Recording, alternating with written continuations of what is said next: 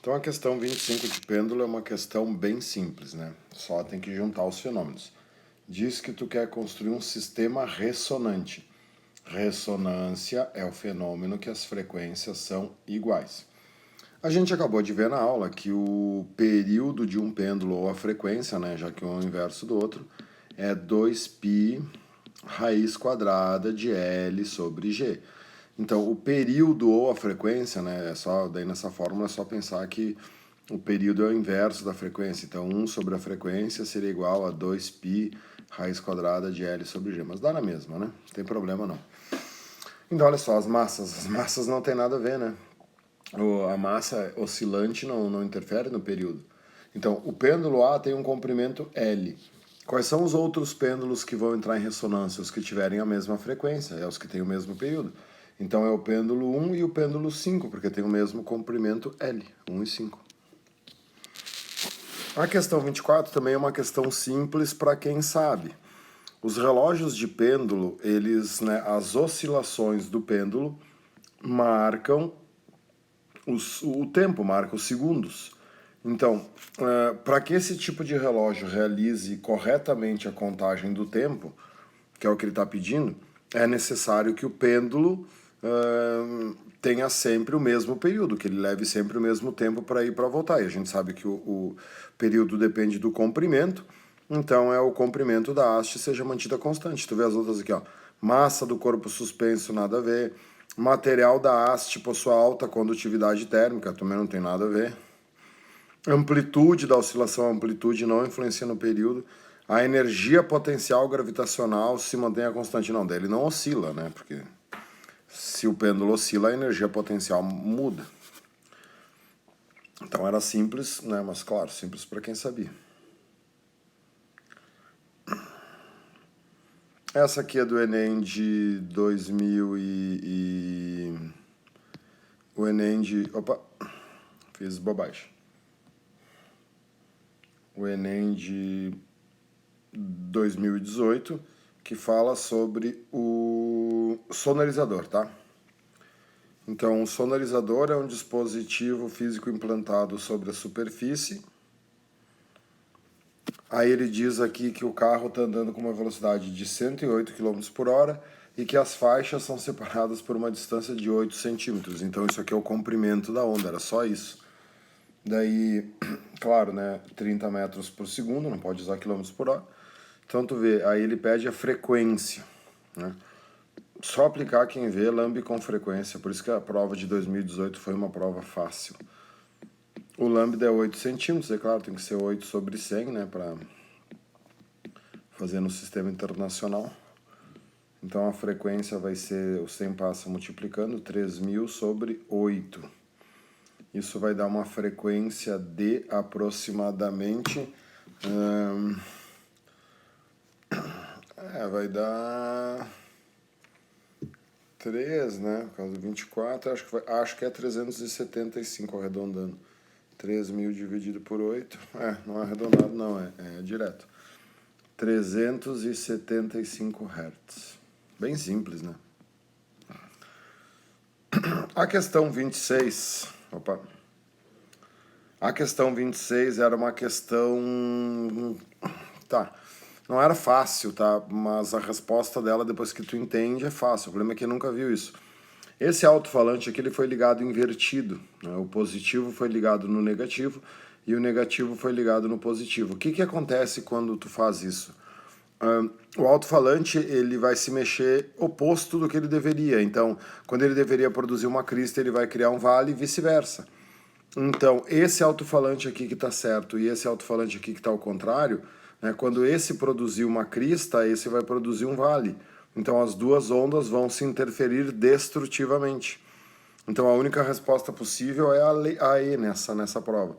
O alto-falante emite ondas em oposição de fases emitidas pelo D, provocando o fenômeno da interferência destrutiva nos pontos equidistantes do alto-falante. Beleza? Aqui é bem parecida, né? Muita interferência destrutiva, né? Diz que tu tem o cancelador de ruídos dos celulares. Então, o que o cancelador de ruído faz? ele produz um outro som que anule aquele ruído. Então, quais são as características do sinal gerado pelo circuito desse tipo de fone de ouvido? Sinal com a mesma amplitude, mesma frequência e diferença de fase em relação a 180 graus. Porque 180 graus para a crista virar um vale. E aí tu tem uma interferência destrutiva. Então a resposta é Brasil.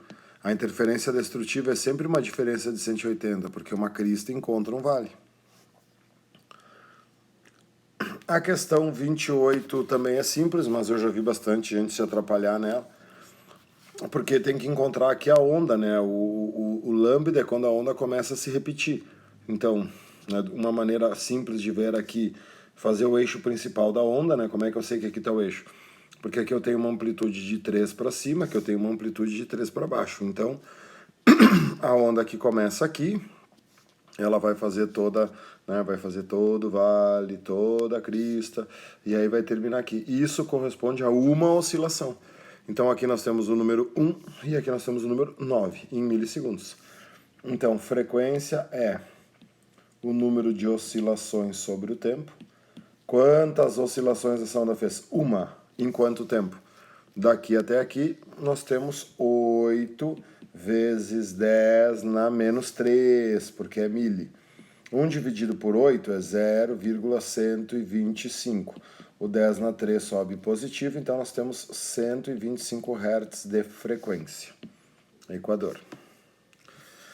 A 29 diz que o rádio funciona por ressonância, assim, que é o que a gente sabe, né?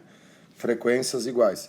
Aí pede qual característica da onda? Frequência, né? Não precisa nem pensar. Falou em ressonância, é frequência. Frequências são iguais. A número 30 é do tsunami. Dá uma lida aí na questão para te pegar amanhã. Ele dá o comprimento de onda de 200 km. Ele dá a espessura da lâmina, da lâmina de líquido, que é de 4 km. E ele diz que a velocidade da onda é uma função dessa espessura, né? E aí ele pergunta qual é o mais próximo intervalo de tempo entre duas ondas consecutivas, quer dizer, o período das ondas. Bom, ele me deu a fórmula da velocidade. Velocidade é raiz quadrada da gravidade vezes a distância. Claro que eu tenho um problema com unidades. Se eu usar que a gravidade é 10 metros por segundo ao quadrado, esse D aqui não pode ser 4 km. Tem que ser 4.000 metros para respeitar.